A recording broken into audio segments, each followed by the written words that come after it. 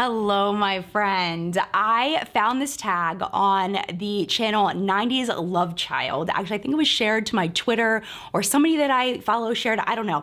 But I found it and I really like this tag because if you do not know, I am moving. This is the actual last video that I'm going to shoot with this background, and I'm very sad because I'm not going to be able to bring this background with me. My new filming area does not allow for this setup, at least we don't think it will. So background's going to be different, and I'm actually really sad about it. But anyway, that's not what this is about. This is, shut up, Jen. That's not what this is about. This is about makeup consumption. And after I film this, I'm actually gonna be filming a bunch of declutter videos because I need to go through my collection and I need to declutter things. And I figured I would take you with me on that journey. So I thought this would be a good video to do ahead of that to kind of give you my thoughts on makeup consumption, my personal choices that I've made in the past, choices I'm going to be making in the future, and mistakes that I've made.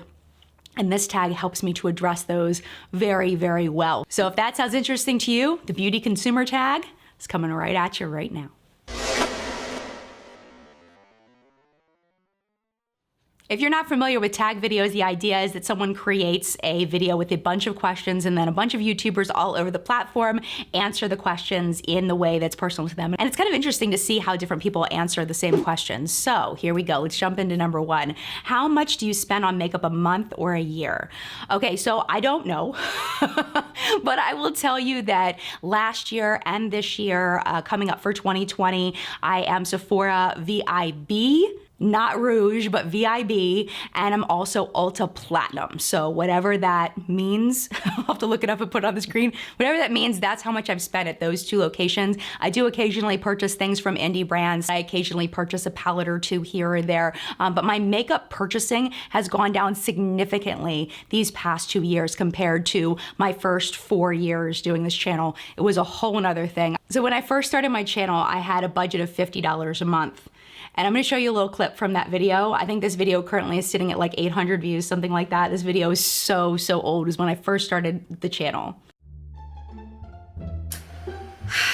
Okay, I have something to confess to you. I think I officially have an addiction. I have a serious makeup buying problem, and I need some kind of, no, you know what? I don't even want help with it because it's kind of fun and I kind of like my addiction. So let me just tell you what happened with the beauty budget for last month. So some of you may know and some of you may not that I set up a beauty budget for myself, $50 a month. That seems pretty reasonable, right? I mean, that's a lot of makeup to buy and beauty products to buy in a month. So I set this beauty budget and I did really well for the month of August. Really well. Like I hit $50 on the dot. I was like, yes, score. Okay, so then September hits, okay? And this is what I thought I was buying. Okay, it's mid-September and this is what I had gotten. This, $10, okay, because of the way I signed up for it. $10, $30 for 3 months. Then I bought this. This is a glam bag, another $10.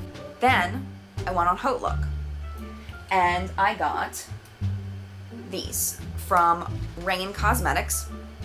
Got an eyeshadow, got this lip gloss, and I got this lipstick. Thinking I was done, I was at $53 a month. All right, I'm $3 over. It's okay, $3 is not a big deal. I forgot that I ordered this. So that brings my total to. Then I discovered on Facebook, because Facebook has those crazy ads on the side, this thing called Sneak Peek. And on Sneak Peek, they have Real Techniques brushes and OPI nail polishes. I got 2 Crackle OPI nail polishes and I think like 4 Real Technique brushes for $33. Then it gets worse. Then I saw on Urban Decay, and I'm ashamed. I'm very ashamed, but it's magic, and let me show you the magic. This is how magical the Vice palette is. Ready? Watch. Oh, it's like, you know, like an angel opened the box for me. So that was me back then. Eventually it went up to $100 a month, and then eventually I just gave up. I mean, I spent thousands of dollars in the first few years. And the reason why was because I felt like I needed to keep up with the Joneses. Whenever there was a new popular product that came out, which seemed like it was almost every week, I was buying it. And what was happening was I would buy it, but then I would run out of time to review it. And by the time I would get to it, if I ever did review it, it was old. So I was over purchasing for what I could use for my channel. A positive was I did get to try a bunch of different products from a bunch of different brands and build up my product knowledge. But what it did also create was a ton of waste. So over the past couple of years, I've tried really, really hard to only purchase products that I knew I could review for the channel, not purchasing, 5 or 6 things at the holidays with, the chance that I would review it, and then ending up with 3 or 4 of them that I never even got a chance because I over purchased at the time. So right now, I'm purchasing like one product at a time as things launch. The next week, maybe purchasing one more week, purchasing one more thing instead of purchasing way too much at one time. For example, I'm very embarrassed. I purchased this last year. This is the Too Faced Christmas Dreams Dream Queen limited edition makeup collection. I haven't used this once. It's been sitting in the box for a year, which is very sad. So this is getting given away, definitely.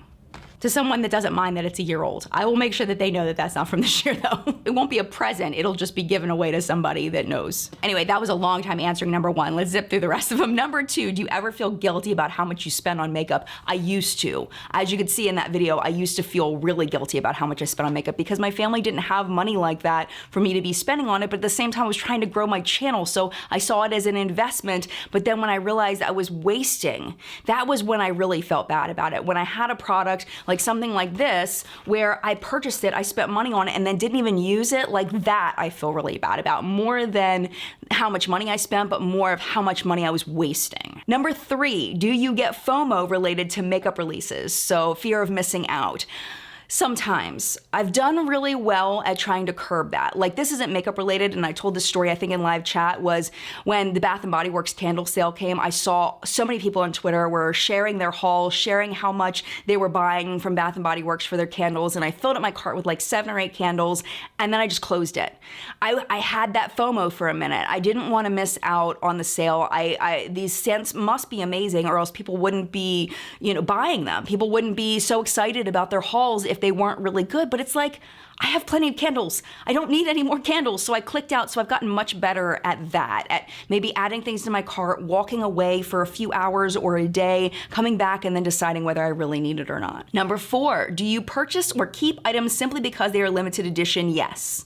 I used to be worse, but yes, I am much more likely to buy something that's limited edition, which makes absolutely no sense because as a reviewer, like if something's limited edition, then people won't be able to get it anymore. So why in the world am I buying it? It's because it's whatever is high interest, whatever seems to be high interest to my audience, that's what I end up buying, and a lot of that stuff is limited edition. Number 5, would you be willing to pay more money for a sold out product online? No. I have seen some stuff marked up like crazy. The biggest one that I remember was the Mi Vida Loca palette, and I think, who was it? Was it Georgia Harris? I think it was Georgia Harris that ended up spending like $200 to buy my Mi Vida Loca palette from Kat Von D, which I felt so bad for because when she did finally get it after she had spent all this money on it, she didn't really even like it that much. I mean, it was a good palette, but was it worth $200? No, absolutely not. And do I use that palette anymore? No, I haven't used it in years. But no, I would never buy, even something that's limited edition, I would never buy over cost for it because now at this point, what I'm doing is I'm buying to review. So if something's sold out and it was limited edition and you're not gonna be able to buy it, there's no point in me buying it for more. That's where my mindset is at this point. Number 6, do you wish you could spend more or less?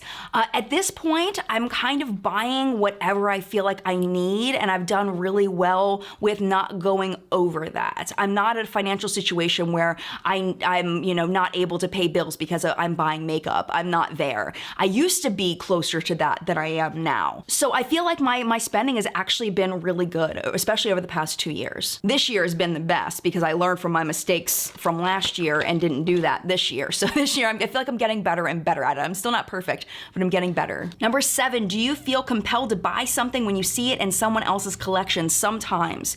It depends. Like, for example, I was talking to Michelle Wong about, and her last name is Wong, by the way. People correct me all the time and say it's Wang. It's not Wang, it's Wong. You can ask her.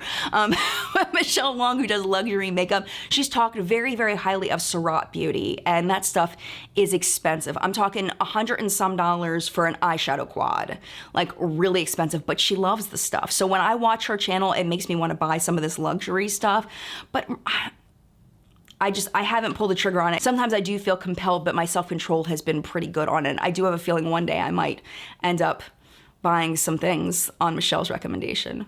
We'll see, we'll see.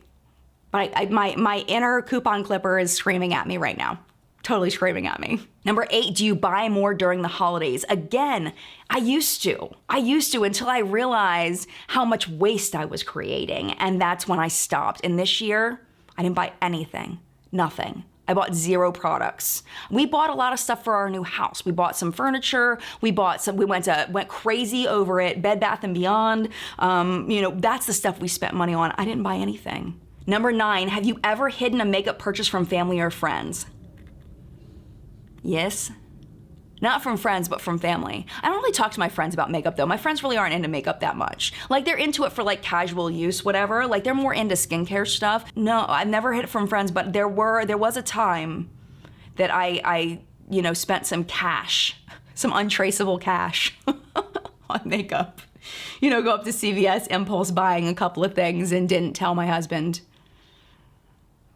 But it was a long time ago, so hopefully he won't hold it against me. Number 10, this one I actually find very funny. Do you have more than 10 products in your collection that you've not used in over a month? I have way more than 10 products that I haven't used in over 2 years. Like, decluttering needs to happen. Decluttering needs to happen, and it's embarrassing. And I'm gonna do it in front of the world because we're all human and we make mistakes, and it's okay. And the only thing we can do is correct our choices in the future. So, yeah, way more. I haven't used in over a month. Oh my gosh, I can't even imagine how many products I haven't used in over a month. Number 11, have you ever been pressured to purchase something you could not afford or did not need? I feel like a lot of my pressures came from internal pressures of FOMO and things like that. It wasn't ever like pressures really from my audience to buy things that I couldn't afford, because you all don't really seem to recommend things to me to buy that I can't afford. And if it is something I can't afford, typically I don't feel pressured. I just kind of like mentally say, no, I'm not buying that kind of thing. So no, not really.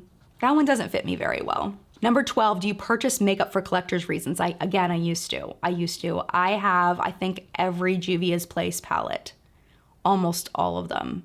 I was collecting them. I think I've stopped. I was collecting ABH palettes. I stopped when they hit Norvina and they started going out of control. That's when I stopped, which was a great time to stop. I have to say, that was excellent timing. The Jackie Ina palette was the last ABH palette that I bought, and I don't plan on buying any more anytime soon. If one calls to me, I'll buy it and review it, but I do own all of the velvety ones except for the Carly Bible one, all of the rectangular ones except for Carly Bible. And finally, number 13, in your makeup journey, have you become less or more consumeristic? Absolutely less.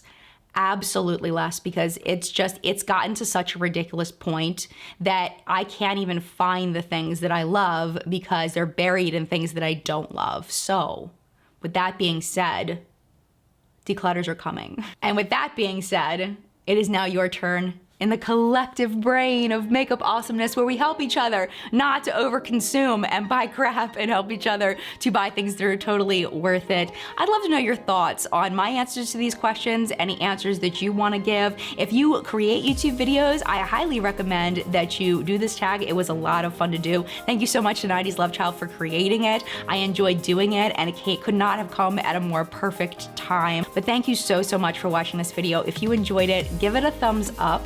That lets me know that you like it. It also lets YouTube know so that they share it with other people who also may enjoy it. And if you're not already subscribed, you can subscribe before you go. And if you're not ready to go, YouTube should be recommending a video for you right down there to hang out with me just a little bit longer. But if it is your time to go, thank you so much for hanging out as long as you did. Mad love to you. Happy makeup buying or refraining from buying. And I will see you in a video very, very soon.